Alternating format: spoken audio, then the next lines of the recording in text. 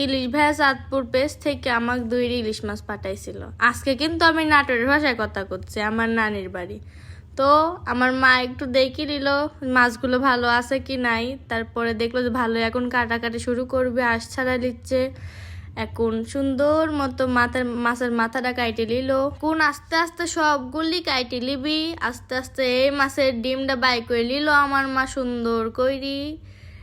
এই যে কতগুলি পিস যে হইছে, এত স্বাদের মাছ আসিল। তারপর দ্বিতীয় মাছটা এখন কাইটে ফেলাচ্ছে, যে কানগুলি কাটলো, আঁশ ছাড়াইলো, তারপর আস্তে আস্তে করে সবগুলি কাইটে ফেলাইলো। এই যে এখন মাছের লেজগুলো কাইটে ফেলাইলো, কি যে সুন্দর লাগতেছিল বিশ্বাস করেন। এখন সর্ষেগুলি বাটবি, এই যে সাদা সর্ষে নিল আর কালো সর্ষে নিল, সুন্দর মতো মিক্সড করে নিল। এখন এগুলি কাঁচা মরিচের সাথে সুন্দর করে বাটবি। বাটা দেখতে যে আমার কি ভালো লাগে। কিছু রসুন দিয়ে সুন্দর করে বাইটে নিল আমার মা। এখন এই যে বাটা শেষ হয়ে গেল।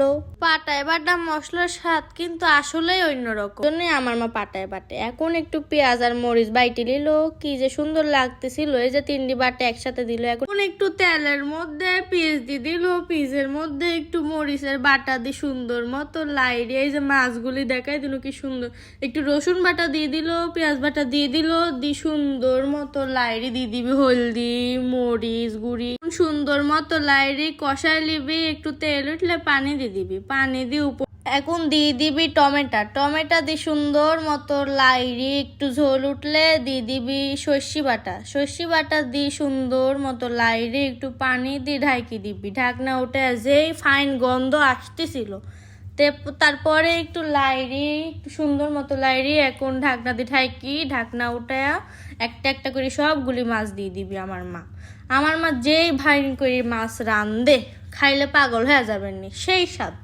তারপরে সুন্দর মতো ঢাকি উঠাইলো। এই যে রান্না প্রায় শেষের দিকে, এখন একটা একটা করে সবগুলি উঠাই লিবি একটা প্লেটের মধ্যে। কি সুন্দর দিকা যাচ্ছিল, আর যেই সুন্দর ঘ্রাণ, পাগল হয়ে যাওয়ার মতো। তারপরে আস্তে আস্তে সবগুলো উঠাই নিল।